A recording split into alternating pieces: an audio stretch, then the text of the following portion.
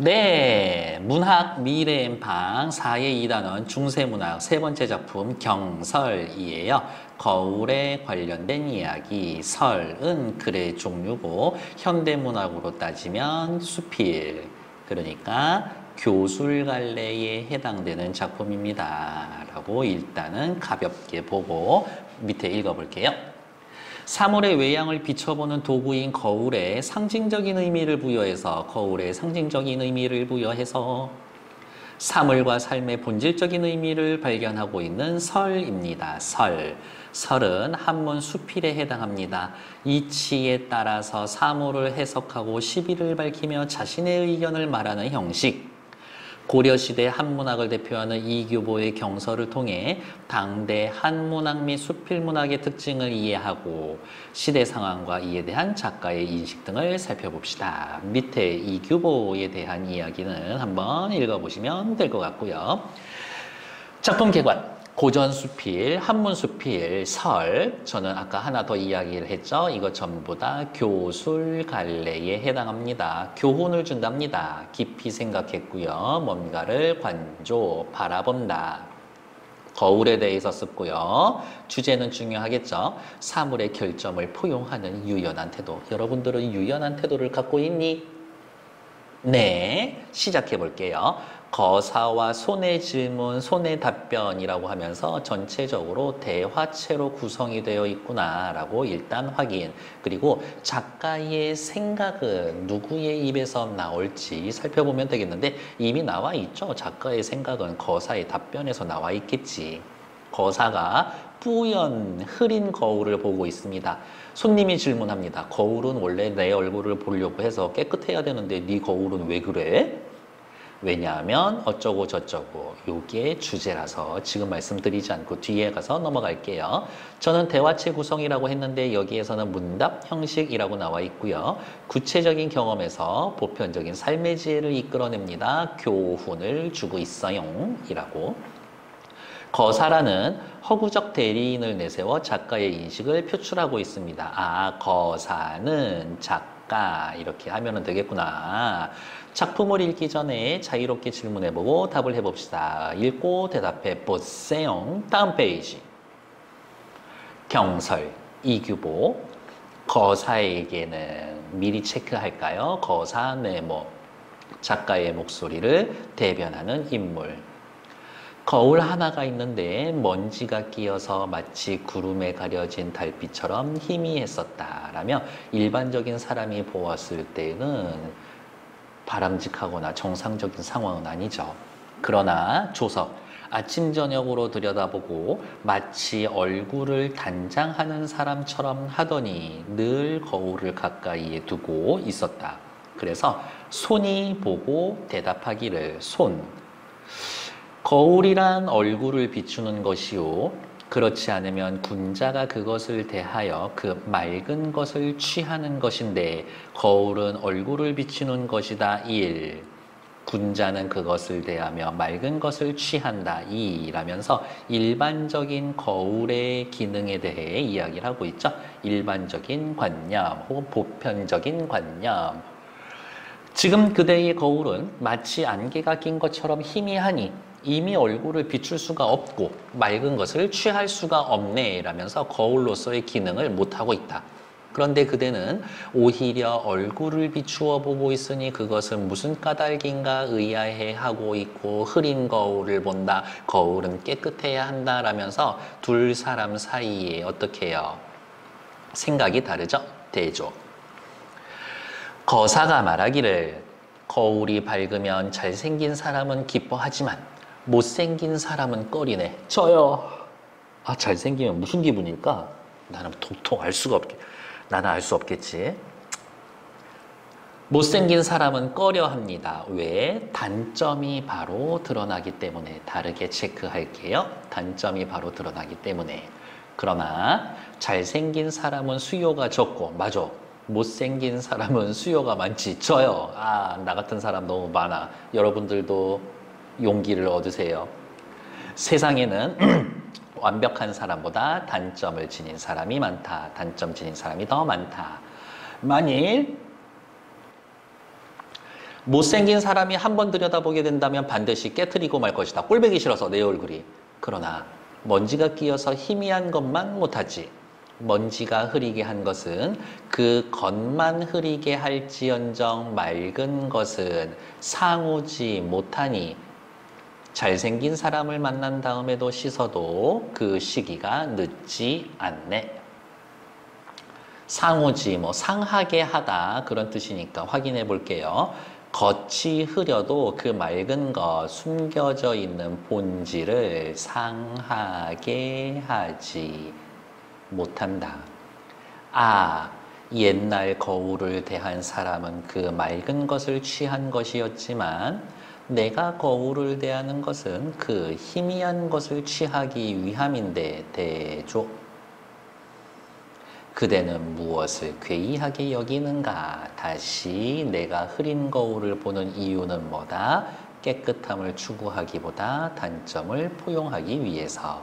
소는 대답이 없었다. 아, 그래? 네 얘기 맞나 보다. 라고요. 글의 종류 뭐라고요? 설, 오른쪽. 이치에 따라 사물을 해석하고 시비를 밝히며 자기 의견을 설명하는 한문의 한 문체. 온갖 말을 써서 자세하게 논술하는 것이 특징이고 비유나 우의적인 표현을 많이 씁니다. 표현상의 특징, 물어보고 대답하고 손님이 물어보고 거사가 대답하고 뭐 그런 것들. 작가가 직접 작품에 등장하진 않지만 질문에 대한 답변을 통해 자연스럽게 작가의 가치를 드러냅니다. 거사가 작가의 대변인이다. 사물이나 삶의 이치를 효과적으로 전달하는 교술갈래로서의 특징을 잘 보여준다. 다음 페이지. 등장인물의 특성 및 역할, 거사는 흐린 거울 보고 결점을 포용할 줄 아는 태도를 지니고 있고 삶에 대한 통찰력을 보이고 있다. 작가의 목소리를 대변한다. 소는 맑은 거울을 보고요. 결점을 이해하지 못한다. 사물에 대한 통념을 제시함으로써 거사가 이에 반박해서 새로운 주장을 펼칠 수 있는 기회를 제공합니다. 이 부분을 꼭 기억해 두시라. 맑은 거울은 결점이 그대로 드러나 흐린 거울은 결점을 수용해. 잘생긴 사람은 소수의 사람, 못생긴 사람은 다수의 사람. 3번 별표 한 반 개 정도. 비판하고 싶은 대상은 맑은 거울을 가지고 다니는 사람. 아, 왜요? 세상을 버리고 도피해서 잘못된 세상과 결별하고자 하는 사회풍조. 지나치게 결백하고 청명한 태도를 지니는 사람들에 대해서 비판해. 그에 반해서 어떻게 그와 그에 반해서 작가는 못생긴 얼굴 흐린 걸로 봐서 좋아해. 다른 사람의 단점을 포용할 수 있는 존재다. 이 정도 확인해 놓으면 되겠죠. 다음 페이지. 거사가 말한 맑은 거울과 흐린 거울, 잘생긴 사람과 못생긴 사람의 의미를 파악해보자. 요! 방금 읽어봤잖아요. 저는 패스하지만 여러분들은 꼭 읽어보실 거예요. 2번. 거사가 희미한 거울을 취하는 까닭을 통해 이 작품의 주제는 뭘까요? 라고 물어보면 이 작품은 흐린 거울을 보는 거사의 모습을 통해 상대방의 결점을 포용하는 유연한 태도가 필요하다는 주제를 보여줍니다. 2번. 이 작품의 전개 방식, 자꾸 나오는 말이니까요. 문답이라고 미리 써놓을게요. 흐린 거울을 보면 질문을 하고 그거에 대답해 줍니다. 저는 손의 역할에 대해서 주목해 봅니다. 밑에 거보다요. 저는 오히려 위에 게 문제 내기는 더 좋지 않나? 라고 생각해 봅니다. 사물에 대한 일반적인 인식, 기존의 상식에 얽매여 간다. 그리고 어떻게 해요? 거사의 생각이 드러나도록 유도하는 역할을 하고 있다. 뭐 이 정도는 기억해 둡시다. 거사는요, 새로운 관점으로 대상을 바라보고요. 기존의 상식이나 고정관념에서 벗어나 있다. 삶에 대해 통찰하고 있다. 솔직히 저는 그렇게 공감하지 않습니다. 다음 페이지 239쪽. 내용 전개 방식과 인물의 특성이 주제를 전달하는데 어떤 효과가 있습니까? 뭐 효과가 있어요 라고 확인해 놓으면 되겠지. 일반적인 질문을 하는 손에 대해 특별하게 다르게 생각하는 거사의 대답을 봄으로써 손의 질문과 이에 대비되는 거사의 질문을 제시한 이유는 거사가 기존 상식이나 고정관념에서의 벗어난 인물 유형임을 부각해 줍니다. 사물의 본질을 꿰뚫어보는 거사의 인물됨을 통해서 거사는 작가의 목소리를 대변하는 존재다. 이것이 세상을 살아가는 올바른 처세다라고 이야기를 해주고요.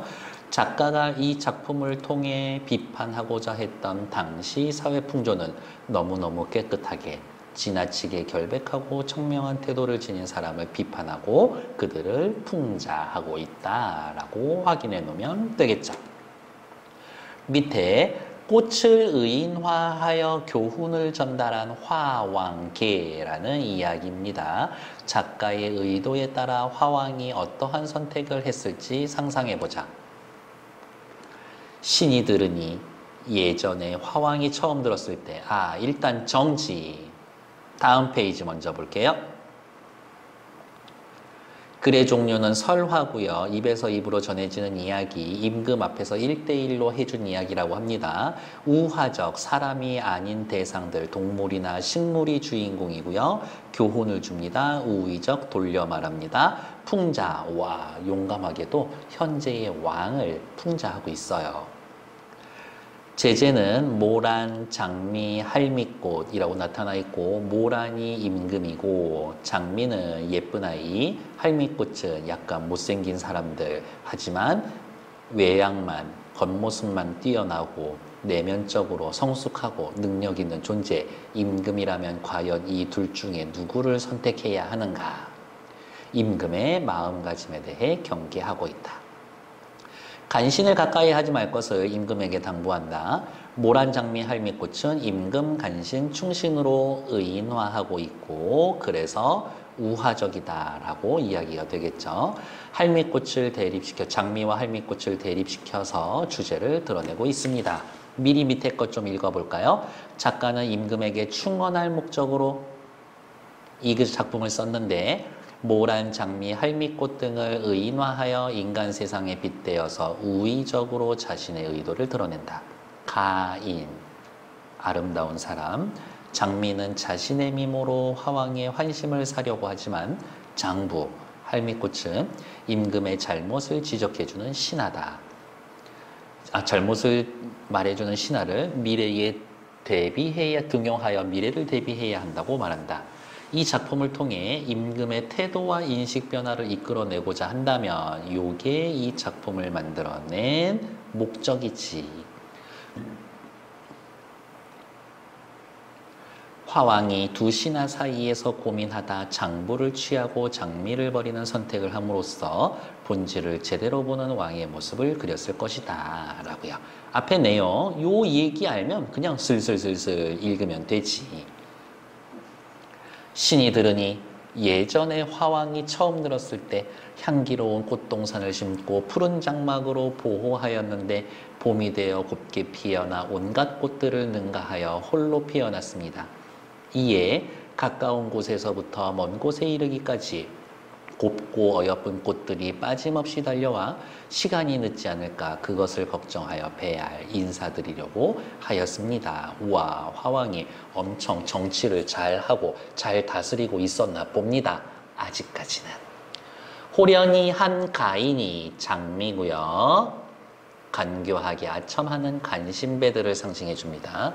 붉은 얼굴, 옷 같은 이에 아름답다라는 이야기죠. 단순호치. 곱게 화장하고 멋진 옷을 차려입고 간들간들 걸어와서 얌전하게 앞으로 나와서 말했습니다. 첩은 눈같이 흰 모래밭을 밟고 거울같이 맑은 바다를 마주하며 봄비로 목욕하여 때를 씻고 저 깨끗하고 예쁜 데서 좋은 데서 자랐어요. 맑은 바람을 상쾌하게 쐬면서 유유자적하는데 이름은 장미라고 합니다. 왕의 훌륭하신 덕망을 듣고 향기로운 휘장 속에서에 모시고자 하는데 왕께서는 저를 받아주시겠습니까?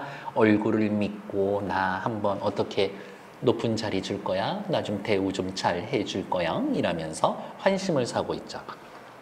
또 한 장부가 할미꽃 충신 배옷에 가죽띠를 메고 허름한 옷차림에 허연 머리에 지팡이를 짚고 나이가 지긋하네요. 연륜 있는 신하. 힘없는 걸음으로 구부정하게 걸어와서 말했습니다. 저는 경성 밖의 한 길가에 살고 있습니다. 아래로는 푸르고 넓은 들판의 경치를 내려다보고 위로는 우뚝 솟은 산색에 의지하고 있는데 저는 산에 살아요. 이름은 할미꽃이라고 합니다. 가만히 생각하건대 비록 좌우의 공급이 풍족하여 기름진 음식으로 배를 채우고 차와 물로 정신을 맑게 할지라도 풍요로운 세상에서 살고 있더라도 상자 속의 준비물에는 반드시 양약이 있어서 기운을 돋우고 그 약이 있어서 병독을 제거해야 합니다. 미래를 어떤 일이 생길지 모르니까 대비해야 한다. 그러므로 옛말에 생사와 삼배 같은 좋은 물건이 있어도 왕골과 띠풀 같은 천한 것을 버리지 않아서 모든 군자들은 결핍에 대비하지 않는 일이 없다 하오니 왕께서도 이런 생각을 갖고 계시는 줄 모르겠습니다. 지금 당장 너무너무 좋은 것만 가지고 있다라고 해서 만족하고 대비하지 않으면 안 돼. 차선책으로 뭔가 대비하고 있어야 돼. 미래를 대비해야 한다. 유비무환. 너 지금 눈에 보이기에 예쁜 장미를 택할 것인가? 아니면 나 같은 사람을 선택해서 미래를 대비할 것인가? 라고 이야기를 하고 있네요. 다음 페이지. 어떤 이가 말했습니다. 두 명이 왔는데 어느 쪽을 취하고 어느 쪽을 버리시겠습니까? 라면서 나라를 잘 살리기 위해선 할미꽃을 선택하는 게 맞는 것 같아요. 밑에 경설에 대한 나의 생각 간단히 정리해 보시면 되겠고요. 수고하셨습니다. 다음 시간에 다음 작품으로 만날게요. 안녕!